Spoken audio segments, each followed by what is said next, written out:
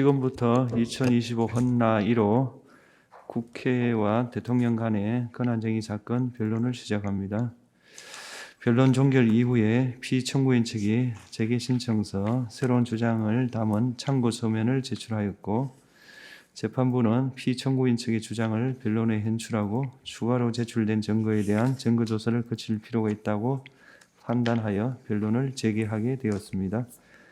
출석을 확인하겠습니다. 청구인 측에서 이공의 양홍석 변호사님, 정재영 변호사님, 피청구인 측에서 이동욱 변호사님, 해광의 임성근, 임재훈, 김동민 변호사님, 정론의 최창호 변호사님. 네. 2월 3일 변론을 재개하면서 성명을 명했습니다. 당사자들께서 관련 서면 증거를 제출했고, 이를 성명 명령에 대한 답변으로 이해하겠습니다. 서면을 확인합니다. 청구인 측에서 1월 24일 참고서면 1, 참고서면 2, 1월 31일 참고서면 3, 2월 3일 참고서면 4, 2월 5일 성명 명령 신청서, 2월 6일 변론 요지서, 2월 7일 변론 요지서 제출하셨죠? 네. 피청구인은 다 받아보셨죠?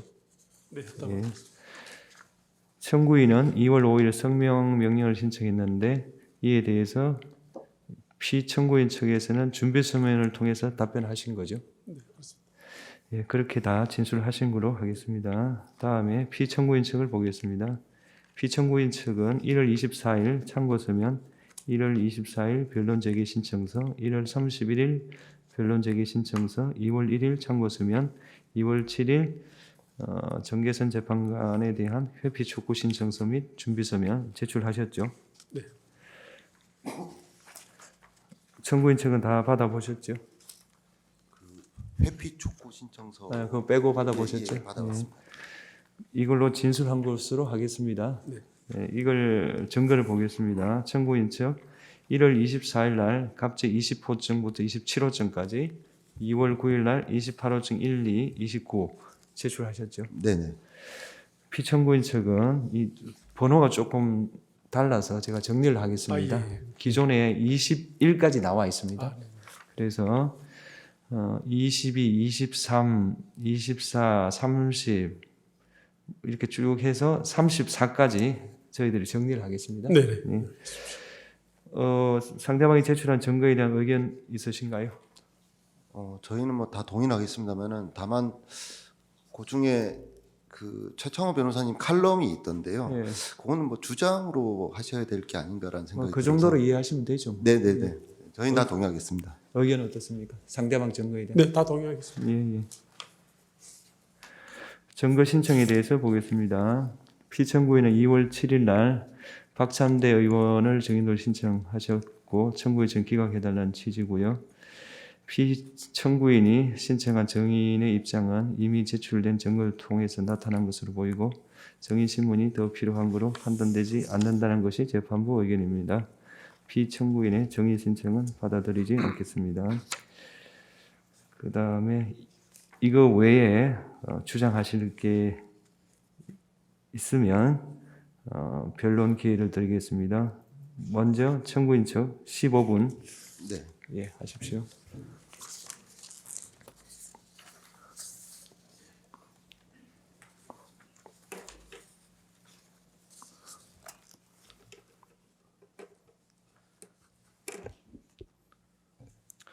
네, 변론하겠습니다. 여러 사건 심리로 바쁘신 와중에도 이 사건에 관한 신중한 판단을 위해서 다시 변론을 열어 변론 기회를 주셔서 감사합니다. 오늘 말씀드릴 순서인데 바로 국회의 의사결정과 의사에 관해서 말씀드리겠습니다. 국회는 헌법상 독립기관인 만큼 그 의사도 자주적으로 결정합니다. 그래서 의사결정 대상이나 시점 선택, 그 절차나 내용 형성의 자유가 있습니다. 다만 헌법이나 법률에 특별한 규정이 있는 경우에는 그에 따라야 하는데, 구체적으로는 규정 해석과 적용에 관한 사법심사를 통해 한계를 인식하고 그에 따르고 있습니다. 의사 처리 여부를 기준으로 국회의 의사결정에 대해 말씀드리겠습니다. 먼저 의사로 처리하려면 의안이 존재해야 합니다. 의안은 헌법이나 법률에 근거해야 합니다. 각 규정에 따라 의안이 성립되면 의사로 처리해 국회의 의사를 결정하고 있습니다. 이와 관련해서 국회가 합의제 기관이지만 국회의 의사결정을 모두 의사로 처리해야 하거나 할 수 있는 것은 아니고 의사로 처리하지 않는 경우도 있습니다. 대표적으로 국회의 인사추천, 지명, 위촉의 건이 있고 법률, 국회규칙, 국회규정상 사무에 해당하는 것들은 사안에 따라 다양한 방식으로 의사결정을 하고 있습니다. 그리고 이렇게 의사로 처리하지 않는 영역에서도 국회는 독립기관으로서 자율적으로 의사결정을 해왔습니다. 그러면 여러 사안들 중에서 소송과 관련해서 국회가 어떻게 의사결정을 해왔는지를 의사처리 여부를 기준으로 나눠서 말씀드리겠습니다. 먼저 의사로 처리하는 경우는 헌법이나 법률에 규정이 있는 경우인데 대표적으로 헌법재판 중 탄핵심판의 경우 그 대상, 사유, 절차를 헌법과 법률이 비교적 자세히 정하고 있어서 그것에 따라 의사로 처리하고 있습니다. 이외에 국회 증감법상 위증, 불출석, 국회 모욕, 고발의 경우에는 위원회에서 의사로 처리하고 있습니다.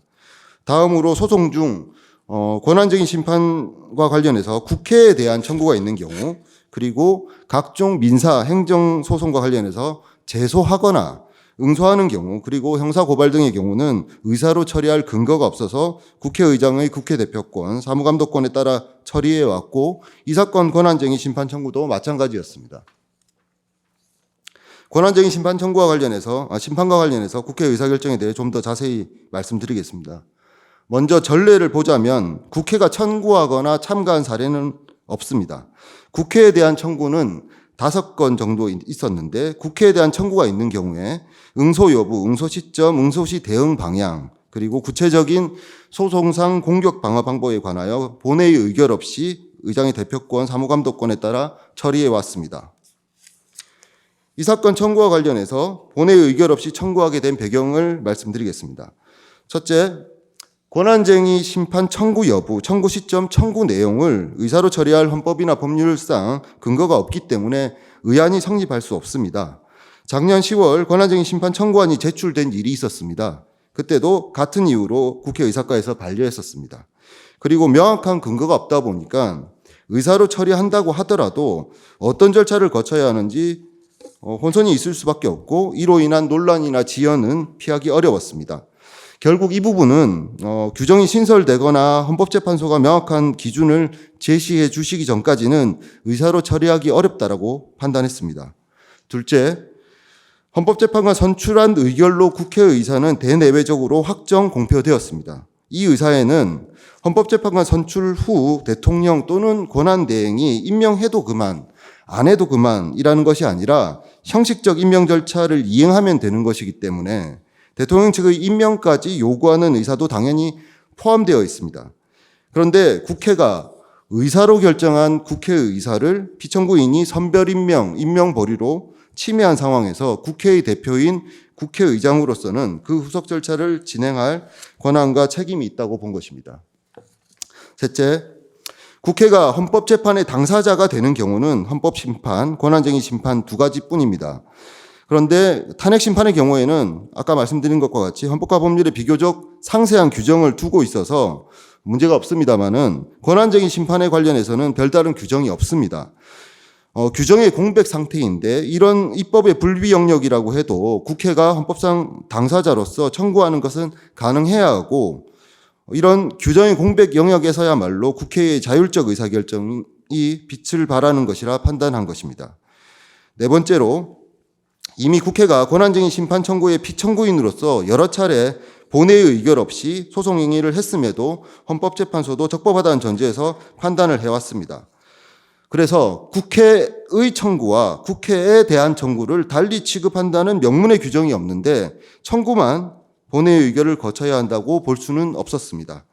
민사행정사건의 경우 응소하는 경우는 물론이고 제소하는 경우도 본회의 의결 없이 처리하고 있다는 점도 고려했습니다. 또 국회규칙이나 규정상으로도 헌법재판 관련 업무는 사무로 처리하고 있어서 국회의장이 권한쟁의 심판 청구가 필요하다고 판단한 것에 따라서 사무 처리도 가능한 상황이었습니다. 마지막으로 이 사건 청구는 단순히 국회가 권한 침해를 확인받고자 하는 것이 아니라 헌정질서 회복을 위해 기묘한 헌법재판소의 안정성을 확보하기 위해 반드시 해야 하는 것이라고 판단했습니다. 헌법재판소 구성에 책임 있는 기관으로서 국회는 대체할 수 없는 헌법재판소의 중요성을 고려해서 다양한 심판 불능 상황을 피하고 우발 상황에 대해 대비해야 할 책임이 있습니다. 또 헌법재판소의 권위를 확보하고 심판의 공정성, 객관성, 신뢰를 제고하는 데 이 사건 청구가 시급하다고 판단했습니다. 이런 이유들을 종합해서 이 사건 청구가 필요하고 가능하다고 판단해서 청구하게 된 것입니다. 그래서 규정의 공백이 있는 영역에서도 국회의 권한 행사는 보장되어야 하고 그에 관한 국회의 의사결정은 존중되어야 합니다. 헌법 법률상 본회의 의결을 요건으로 하지 않는 상황에서 권한쟁의 심판과 관련해서 새로운 요건을 부과하는 법 창조나 법 형성은 신중해야 하지 않나라는 것이 저희 생각입니다. 더구나 헌법재판소의 전례까지 고려하면 명백한 규정 위반이 없는 이 사건 청구가 부적법하다고 볼 상황은 아니라고 생각합니다. 9페이지까지 했고요. 10페이지입니다. 이제 국회의 헌법재판관 선출 절차와 관련한 관행의 부존재에 대해 간략하게 말씀드리겠습니다. 먼저 국회법은 의장이 각 교섭단체 대표위원과 협의해서 헌법재판관 선출안을 제의하도록 하고 있습니다. 국회법상 협의는 동의 합의와 명백하게 구분해서 사용하고 있습니다. 물론 협의라고 해도 당연히 합의를 지향해야 하지만 합의를 강제하는 것은 아닙니다. 명문상 협의로 규정해뒀음에도 이를 합의로 운영해야 한다는 주장을 넘어서 합의가 아니니까 따르지 않아도 되겠다, 따르지 않겠다라고 하는 것은 초법적이고 정치적인 주장에 불과합니다. 국회에서 헌법재판관을 선출할 때의 절차 진행 개요인데요. 구체적인 경과 설명 시 말씀드리기로 하고 넘어가도록 하겠습니다. 이번 헌법재판관 선출과 관련한 주요 절차 진행 경과입니다. 24년 11월 28일 여당 1명, 야당 2명 추천에 관해서 합의가 있었습니다. 그래서 그 합의한 날 국민의힘은 합의에 따라서 헌법재판소 연락관에게 서류 준비를 요청을 했습니다. 아마 재판관님들께서 더 잘 아시겠습니다만은 실무적으로 각 당이 의장에게 추천안을 제출하기 전에 법정 서류를 준비해야 합니다. 그래서 후보자 본인, 그다음에 직계 자손의 병역, 그리고 본인과 가족의 재산, 납세 등에 관한 정보를 준비해야 하고 후보자나 가족들도 날인까지 해야 합니다. 그런 작업을 마치고 서류 준비가 마쳐지면은 제출하게 되는데 그것이 바로 12월 9일이었습니다. 그래서 12월 9일 민주당과 국민의힘은 각 추천 공문을 의장에게 제출했고 의장은 그대로 제의했습니다. 그리고 12월 11일 각 당이 인사청문특별위원회 위원을 선정해서 의장에게 통지했고 의장도 그 의견을 받아서 위원 선임을 확정해서 통지했습니다. 결국에는 11월 28일 여당 1명, 야당 2명 추천하기로 합의했고 그 합의에 따라서 12월 11일까지는 여당에서도 별다른 이견 없이 절차를 진행을 했었습니다. 그런데 12월 12일부터 탄핵 심판 중이니 재판관 3명 모두 임명해서는 안 된다고 주장을 하시다가 그 후로는 또 합의가 없었다라는 주장으로 진화한 상황은 이미 알려진 바와 같습니다. 그래서 요거와 관련해서 한 가지만 말씀드리면은 헌법재판소 소장 임명이 조건이었다라고 하시는데 글쎄요. 처음에는 탄핵 심판 중에는 아예 임명을 갖다가 해서는 안 된다고 주장을 하시다가 이제 헌재 소장 얘기는 나중에 나온 것이라 어떨지 모르겠습니다. 그 부분은 재판소에 적절히 판단해 주시라고 믿고요. 어쨌든 12월 18일부터 12월 9일까지 협의를 진행을 했었는데 그때 진행했던 협의 결과에 따라서 의장과 각 교수단체의 협의가 된 것으로 보고 제의를 한 이상 그 의사에 따라서 진행을 했던 것이고요. 그리고 국민의힘이 최종적으로 나중에 참여를 하진 않았지만 국민의힘이 추천한 후보자까지 포함해서 12월 26일까지 절차를 완료를 했습니다. 그리고 관행의 부존재와 관련해서 몇 가지 말씀을 드리겠는데요. 이미 서면으로 자세히 주장한 부분이라서 16쪽에 있는 2000년 상황에 대해서 간략하게 말씀드리는 것부터 시작하겠습니다. 2000년 16대 국회에서 협의 과정에 이견은 있었습니다만은 결국에는 야당 1명, 여야 합의로 1명 추천하기로 합의를 했었는데 당시에 한나라당이 본회의 표결을 보이콧했습니다. 그래서 한나라당 없이 협의대로 표결을 했고 결국엔 대통령도 임명을 하셨습니다. 다음으로 19쪽입니다. 2018년 10월 의석 분포를 보시면 여소야대긴 했는데 이때 좀 특징이 있는 것이 바른미래당이 30석이지만 원내 3당으로 당시에 캐스팅 보터 역할을 하고 있었습니다.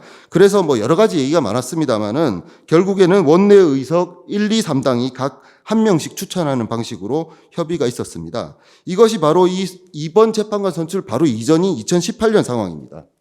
그래서 정리하면은 국회 선출 헌법재판관 추천과 관련해서는 매번 정치적 역학관계에 따른 협의 조정을 거쳐서 결정을 했습니다. 각 시기별로 여야 모두 구속력 있는 관행의 존재를 부정하고 각기 유리한 선례를 주장하는 등의 과정이 있었습니다. 이 과정 자체가 관행이 존재하지 않는다는 것을 보여줍니다. 또 선출 결과를 보더라도 피청구인이 주장하는 관행에 따른 경우는 6번 중에서 3번뿐이고 나머지는 여당 의석이 상대적으로 많을 때에는 여당이 2명, 야당 의석이 상대적으로 많거나 정치적으로 원내 3당의 목소리가 컸던 경우에는 원내 의석수대로 1, 2, 3당이 각 한 명씩 추천을 했습니다. 그래서 그동안의 헌법재판소 재판관 추천 과정이나 선출 결과 모두 피청구인이 주장하는 관행이 존재하지 않는다는 점을 명백하게 보여준다고 할 것입니다.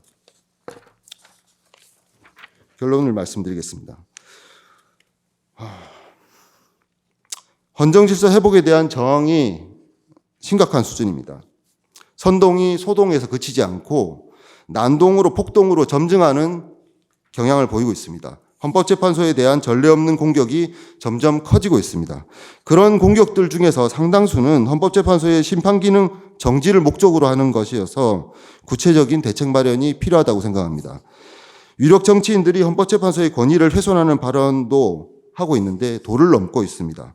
최상목 대행께서도 그 내심은 모르겠습니다만 어쨌든 대외적으로 헌재가 인용 결정을 해도 임명 거부를 하거나 임명 지연을 할 수 있다라는 입장을 취하고 있는 걸로 보입니다. 헌재 결정은 감탄 고토의 대상이 아닙니다.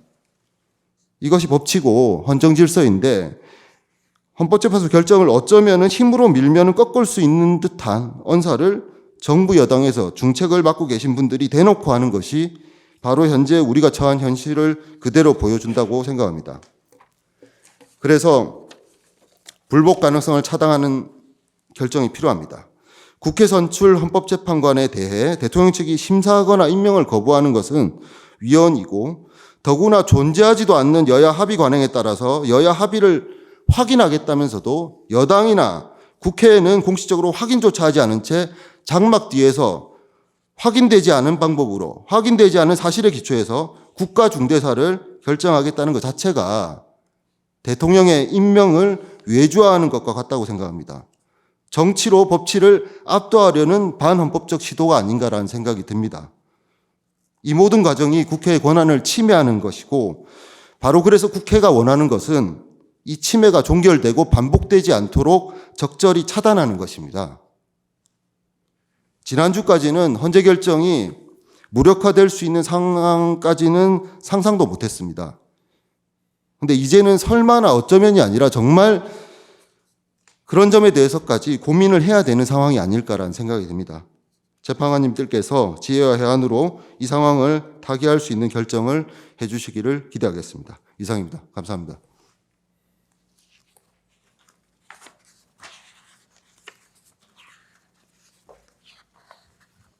피청구인 15분 해주십시오.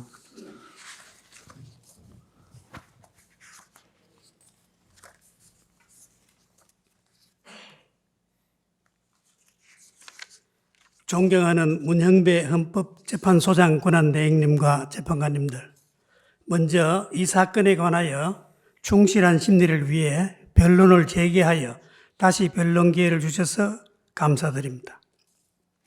다만 국회의장이 국회 본회의 의결 절차를 거치지 아니하고 국회 이름으로 권한쟁의 심판을 청구할 수 없다는 절차적 흠결이 있는지 여부는 우리 헌정사상 처음으로 제기된 국회의 대통령에 대한 권한쟁의 심판 청구에서 반드시 해결되어야 할 법리적 쟁점이어서 뒤늦게 이를 제기한 점을 이해해 주시기 바랍니다.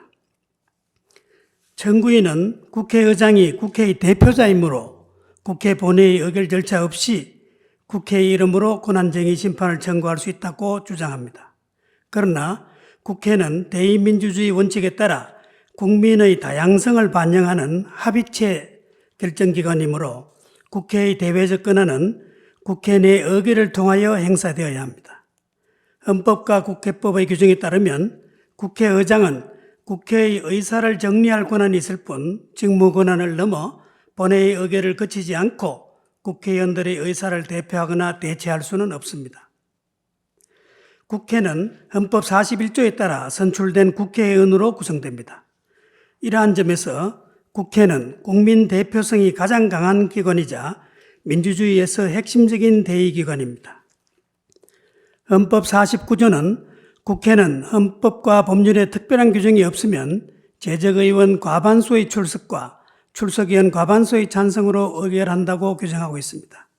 따라서 헌법과 법률에 의하여 의결 정족수에 관한 특별한 규정이 있는 경우를 제외하고는 이와 같은 일반 의결 정족수 규정에 따라 국회는 의사를 결정하고 행사합니다.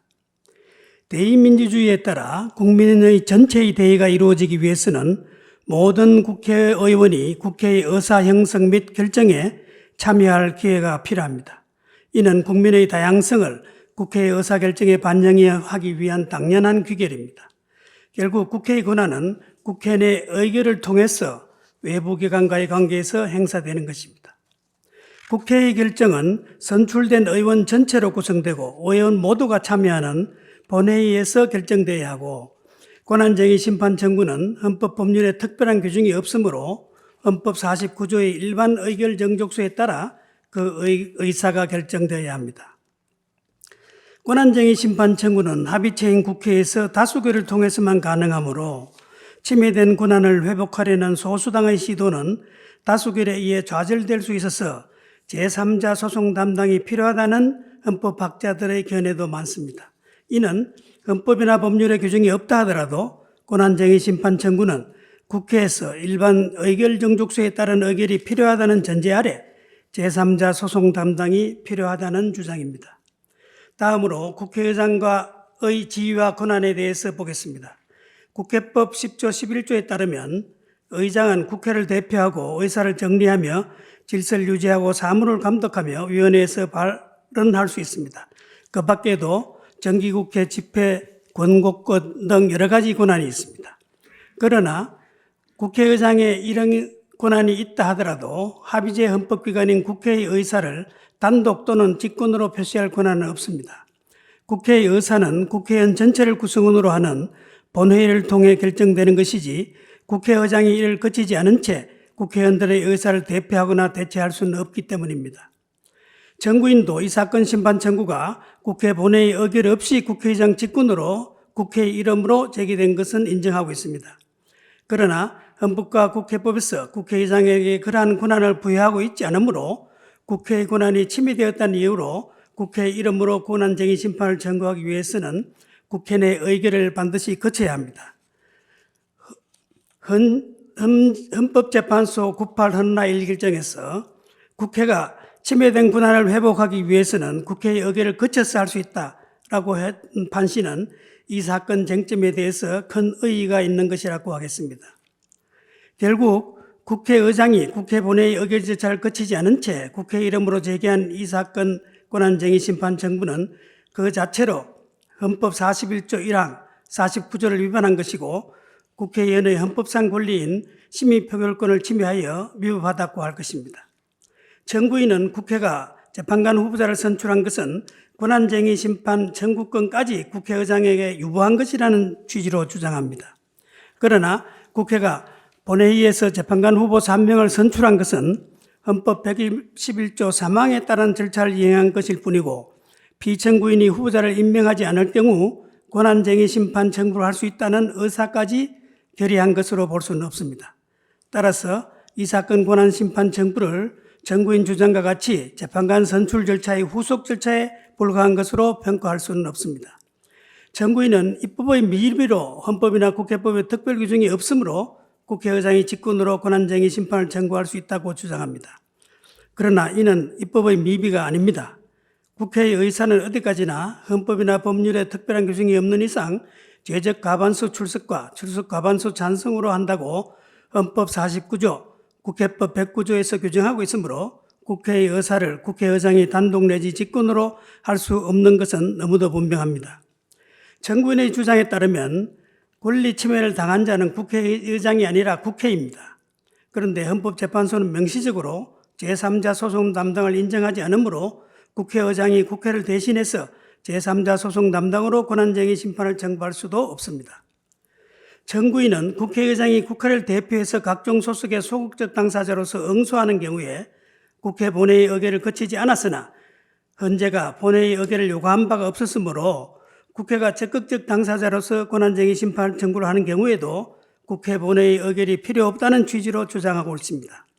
그런데 정부인 대리인이 권한쟁의 심판 청구의 경우 헌재가 본회의 의결이 없음을 이유로 부적법하다고 보지 않고 당연히 적법하다는 전제에서 사건 처리를 해왔다고 주장하면서 헌재의 권한쟁의 심판 사건을 여러 개를 들고 있습니다만 그 사례들은 하나도 빠짐없이 모두가 국회가 권한쟁의 사건의 피청구인이 된 사건들 뿐입니다.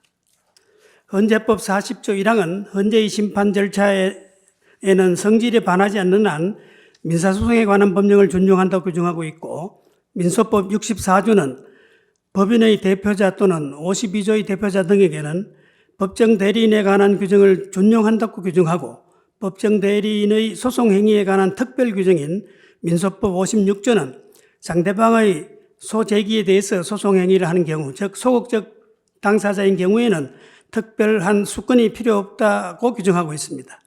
또한 대법원 판례에 따르면 비법인인 사단이 사원총회의 결의 없이 제기한 소송은 소제기에 관한 특별 수건을 결하여 부적법하다고 판시하고 있습니다. 정부인은 민소법 52조, 56조는 그 성질상 권한쟁의 심판에 준용할 것이 아니라고 주장하고 있습니다만 민사소송법상 소극적 당사자의 경우에는 대표자에게 특별 수건이 필요 없으나 적극적 당사자인 경우에는 대표자에게 특별 수건이 필요하다는 단체의 소송 행위에 관한 법리를 설명한 것일 뿐입니다. 다시 말씀드리자면 국회의장이 국회를 대표해서 소송에 응소하는 것과 국회의장이 국회의 권한이 침해되었음을 이유로 권한쟁의 심판을 청구하는 것은 그 이치가 전혀 다르다는 점을 설명드린 것입니다.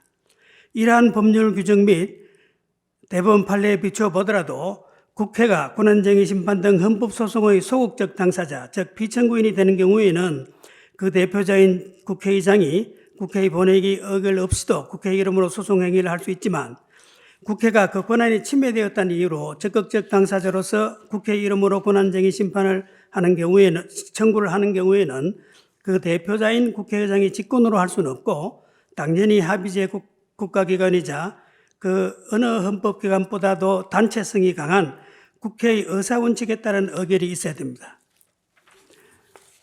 정부인의 주장처럼 만일 국회의장이 국회 의결 없이 단독으로 권한쟁의 심판을 청구할 수 있다고 한다면 국회의 구성원인 국회의원들 다수가 국회의 권한이 침해되지 않았다고 판단하고 있음에도 국회의장이 국회의 권한이 침해했다는 이유로 국회의원들의 의사 없이 권한쟁의 심판 청구를 할 수 있다는 결론에 이르게 되는데 국회의원 다수의 의사와 국회의장의 의사가 다를 경우에도 국회의원 다수의 의사에 반하여 국회의장이 단독으로 권한쟁의 심판 청구를 할 수 있다는 것은 전혀 논리적이지 않습니다. 청구인들은 국회 사무처 직제 국회규칙 240조가 국회의장이 국회의 의결을 거치지 아니하고 권한쟁의 심판을 청구할 수 있는 근거 규정이라고도 주장하고 있습니다. 그러나 국회 사무처 직제는 국회 사무처법에 따라 국회 사무처의 하부 조직과 그 분장 사무 등 국회 사무처 운영에 필요한 사항을 규정하는 것을 목적으로 하는 국회 규칙일 뿐 국회의 의사에 관한 규정이 아니므로 정부인 정주장은 이유 없습니다. 설령 견해를 달리 하신다 하더라도 정부인은 재판관 설출권, 헌법재판소 구성권이 침해되었다고 주장합니다만 피청구인이 정부인의 권한을 침해했다고 볼 수 없으므로 이 사건 청구는 기각되어야 합니다. 먼저 정부인이 침해당하였다는 헌법재판소 재판관 선출권에 대해서 보겠습니다. 국회는 24년 12월 26일 정계선, 조한창, 마은혁 재판관 후보자를 선출 완료하였습니다. 결국 정부인의 헌법재판소 재판관 선출권은 이미 본회의 의결을 통해 행사한 것이고 효력이 즉시 발생하였습니다. 따라서 피청구인의 부작위로 인하여 권한이 침해될 여지는 없습니다. 다음으로 정구인의 헌법재판소 구성권이 침해되었는지 살펴보겠습니다. 헌법 111조 2항은 대통령에게 재판관 전원의 임명권을 부여하고 있고 제3항에서 국회는 3인의 선출권을 선출할 권한만 보유한다는 것을 명백하게 규정하고 있습니다. 정구인이 주장하는 국회의 헌법재판소 구성권은 어디까지나 헌법재판소장 임명에 관한 동의권 및 헌법재판소 재판관 3인에 대한 선출권만을 의미하며 국회 목 재판관 3인의 최종적인 임명권까지 포함한다고 볼 수는 없습니다. 이와 관련하여 국내 유수의 헌법학 교과서에도 국회의 헌법재판소 구성권에 관하여 헌재 소장 임명에 대한 동의권 및 재판관 3인에 대한 선출권만을 언급하고 있으며 3인의 최종적인 임명권에 대해서는 어떠한 설명도 하지 않고 있습니다. 정구인이 침해당했다고 주장하는 권리는 정구인인 국회의 권리이므로 침해된 권리의 회복을 위한 권한쟁의 심판은 국회의 의결을 거쳐야 청구할 수 있습니다. 그럼에도 불구하고 정구인의 대표자인 국회의장이 국회의 의결 없이 직권으로 국회 이름으로 이 사건 심판 청구를 하였음이 명백하므로 부적법하여 각하되어야 할 것입니다.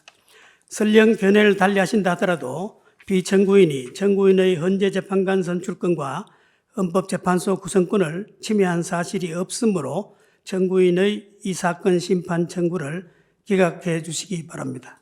감사합니다.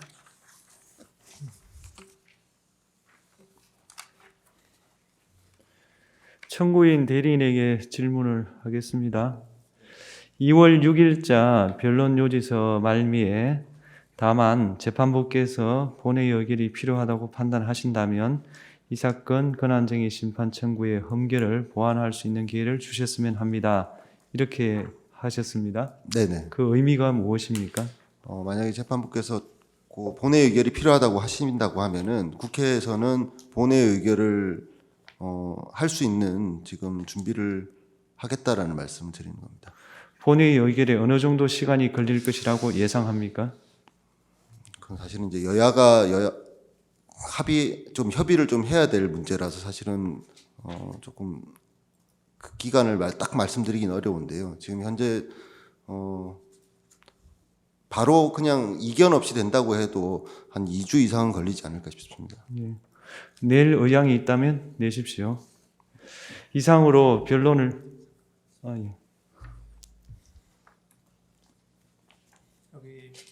제가 청구인 대리인께 네. 좀 여쭤볼 게 있는데요. 이건 피청구인 쪽에도 나중에 여쭤볼 거니까 좀 잘 들으시기 바랍니다. 그 국회가 이제 그 실질적인 원고가 돼가지고 행정소송한 적이 있죠. 네네. 그래서 대표적으로는 그 서울특별시 영등포 구청장 상대로 해가지고 네네. 도로 사용 변상금 부과처분 취소 소송했죠. 네네. 이제 그 사건에서 형식적인 원고는 대한민국이고, 네네. 그렇습니다. 그렇지만 이제 구체적인 국가기관으로는 국회가 이제 그 권한을 침해됐다 해가지고 취소송을 제기했잖아요. 네, 그렇습니다. 그 사건에서 국회 의결이 있었습니까? 의결이 없었습니다. 그 피청구인 대리인께 여쭤보는데요. 네. 그 경우 이제 그거 말고도 더 있거든요. 이제 네.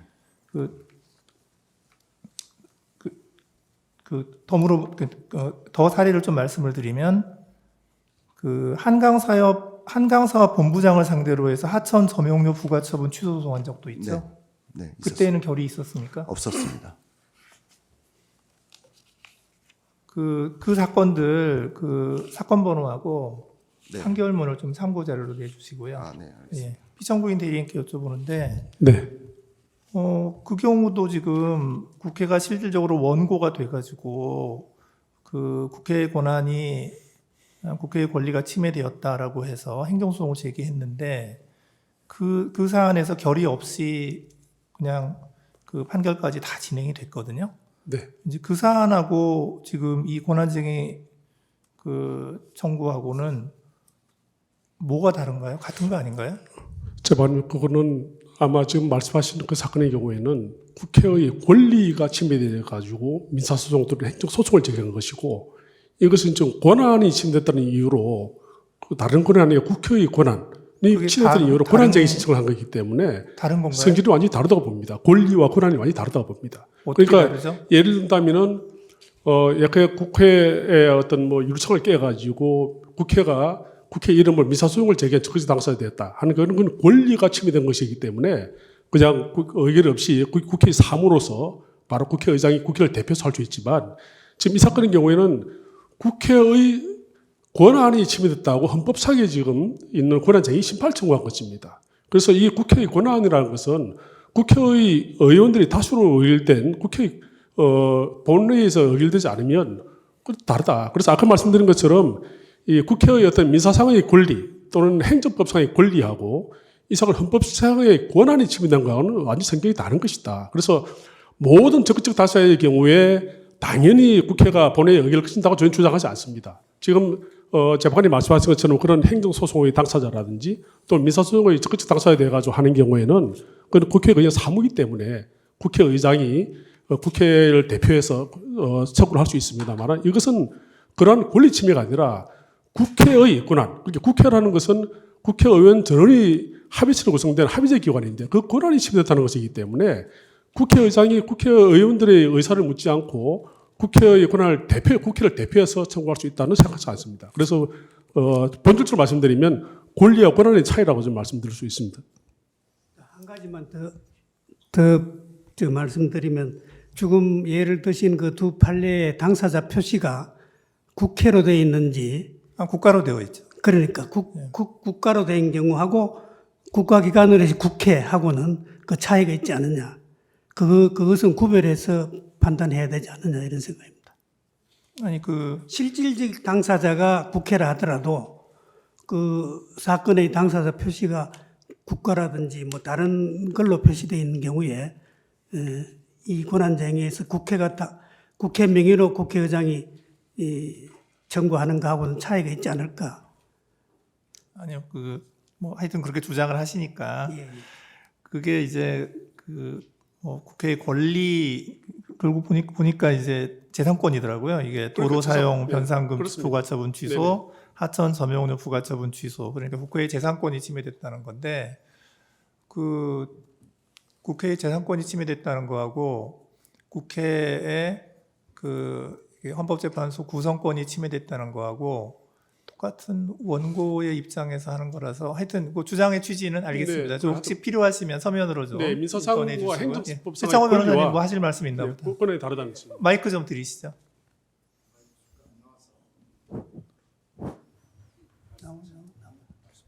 예. 이제 주식회사에서 회사의 대표가 회사의 어떤 권리가 침해됐다고 해서 민사소송을 제기하는 것과 지금 권한쟁의에서의 이 국회의 의결이 있어야 한다는 것은 국회 회의체 300명 국회의원의 회의체의 의결 없이 제3자 소송 담당으로서 의장께서 권한쟁의 심판을 청구할 수 있는 것이냐. 그러니까 손해배상을 청구하는 것, 행정소송을 제기하는 것과 다르다라고 저는 생각합니다. 그러니까 회의체로서 국회의 손해가 발생했느냐, 아니면 회의체로서의 그 국회의원들의 총유적인 의미에서의 의사에 대한 의결이 있었느냐 하는 점에 있어서는 다르다고 생각합니다. 뭐 재판관님, 그 점에 조금 보완 설명드리겠습니다. 지금 아무래도 서면으로 저희가 그 내용을 밝혀야 될 것 같은데요. 아까 말씀드린 것처럼 지금 재판관님께서 언급하신 내용은 주로 어떤 행정법상의 어떤 권리 또는 민사상의 권리가 침해된 경우에 적극적 당사자가 된 경우를 의미하시는 것 같습니다. 그런데 이것은 지금 공법상에, 더구나 헌법상에 국회의 권한이 침해됐다는 것이기 때문에 그 국회라는 것은 어떤 사적인 어떤 그 주체로서, 사적인 권리 주체로서의 국회가 아니라 이런 공법상에 국회의 권한으로 헌법이 규정된 그 권한이 침해됐다는 것이기 때문에 국회의 의사결정이 필요하다는 그런 취지입니다. 상세한 것은 참고 좀 제출하겠습니다. 예, 서면으로 좀 내주시고요. 여기 이거 질문하신 게 조금. 재판님 기회를 주시면 조금 조거에 대해서 간략하게만 아니. 됐습니다. 예, 저기 네. 지금 여기서 말로 지금 할 수 있는 게 아니어서 법적인 서면으로 좀 내주시면 예, 제가 잘 살펴보겠습니다. 네. 예. 자, 요거를 좀 조금 더 확대해 주실래요? 예, 저기 보면 예, 그대로 놓으시면 돼요. 예. 저기 보면은 저게 갑제 28호의 1호증인데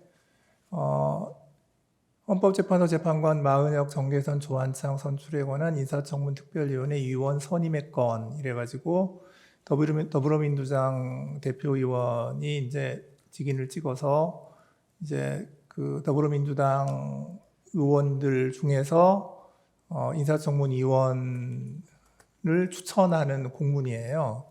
저게 날짜가 아래쪽 좀 12월 보여주실래요? 11일자입니다. 12월 10일입니다. 10일에 이제 그 의장한테 보냈죠. 그리고 나서 그 다음 장 뒷면 좀 보여주실래요?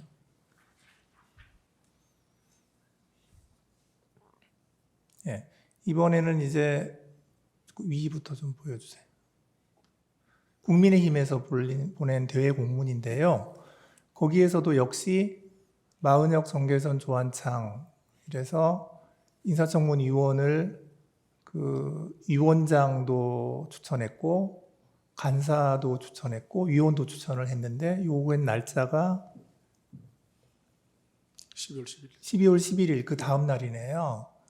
그래서 저기 보면 세 사람을 다 같이 국민의힘에서 기재를 하고 위원 선출의 공문까지 보냈는데 저거를 보면 그 당시에 그 국민의힘도 그 합의를 한 거 아닌가 하는 생각이 좀 들어요. 저 이제 오늘 제출한 서류여서 그래서 제가 좀 말씀을 드리는데 저거를 보면 세 사람 이름이 다 있는데 합의가 돼 있는 것처럼 보여서 네, 답변 드릴게요. 예, 뭐 의견이 있으면 좀 네, 말씀하시죠. 저희가 뭐 거기에 대해서는 준비 서면이라기보다는 2월 6일자 제출한 추경호 전 국민의힘 원내대표의 진술서, 그 다음에 권성동 원내대표의 진술서에 저 경우에 관해서 상세하게 진술되어 있습니다. 그래서 그 내용을 좀 참고해 주길 바라고요.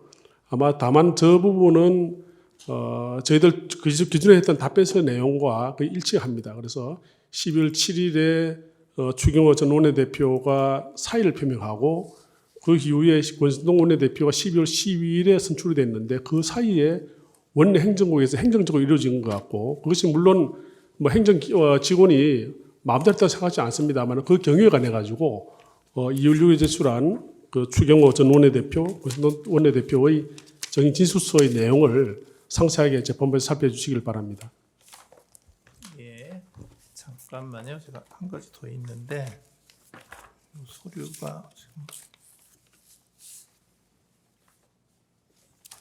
여기 있구나.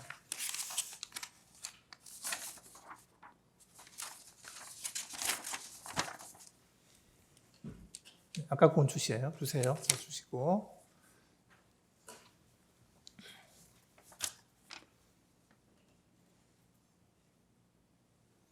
저게 이제 갑제 6-1호증인데 6호증의 1인데 저기 보면 민주당에서 저게 12월 6일자이죠. 12월 9일자로 지금 마은혁, 정계선 두 분을 추천한다는 공문을 지금 국회의장에게 보냈고요. 그 다음으로 6호증의 2를 보시면 거기에는 이제 조한창 후보자를 그 국민의힘에서 추천한다라고 해서 그것도 역시 12월 9일자인데 그것을 국민의힘에서 제출하게 되는 경위에 대해서 조금 좀 추가로 좀 말씀을 좀 해주시고요. 그 다음에 이게 지금 행정 절차에 따른 대외 공문 위에 보면 대외 공문이라고 되어 있거든요. 네, 대외 공문인데 저런 문서가 그 합의가 없는 상태에서 그게 제출될 수 있는 것인지, 그러니까 저걸 제출한 구체적인 이유가 어떤 것인지 하는 거에 대해서 저희가 좀 궁금해서요. 네. 또 마찬가지 답변도 되겠습니까? 네네. 마찬가지로 그 부분에 대해서 상세한 것은 2월 6일에 제출한 추경호 전 원내대표, 권신동 대표의 정진수서에 보게 되면 저 경우가 상세하게 기술되어 있습니다. 간략하게만 요약만 말씀을 드린다면은 12월 7일까지 있었던 상황이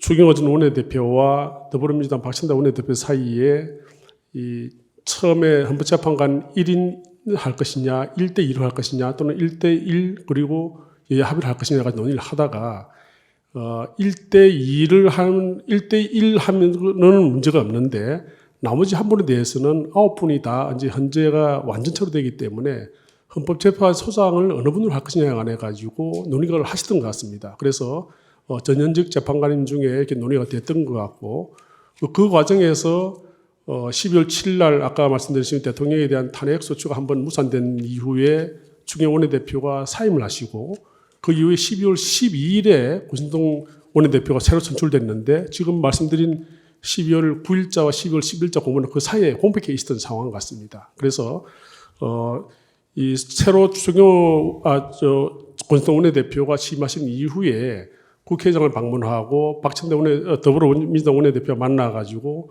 종전 원내대표와의 양당 합의를 확인하는 과정에서 야당에서 그러한 헌재 소송에 관한 논의는 없다. 그런 합의를 한 적이 없다고 부인하고 나옴으로써 국민의힘에서는 인사청문회에 동의할 수 없다. 그리고 인사청문회 개최에도 동의를 못하기 때문에 들어가지도 못하고 또 본회의도 아마 표결에 참여하지 않은 것 같습니다. 그래서 그 상세한 경우에 관해 가지고는 그 진술서를 좀 재판님께서 좀 상세하게 참조해 주시길 바랍니다. 지금 여쭤보는 네. 그 핵심은 뭐냐면, 네. 그러니까 지금 합의가 다 완전히 안 됐다는 것인데 왜 공문을 보냈느냐 이거죠.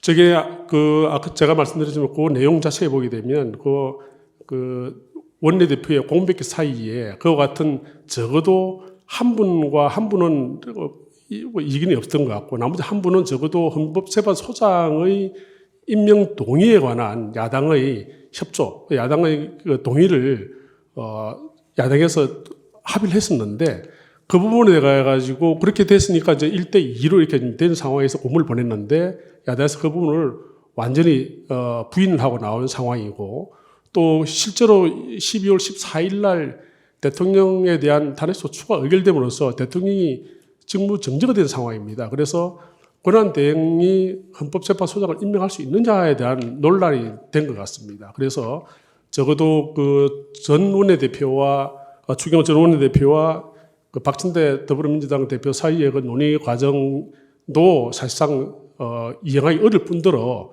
더불어민주당 원내대표께서 그 부분에 대해서 부인하고 나와가지고 국민의힘에서는 그러면 이것은 한 분에 대해서는 적어도 합의가 안 된 것이다 이렇게 된 것 같습니다. 그래서 그러니까 합의가 안 됐으면 공문을 안 보냈었어야 되죠.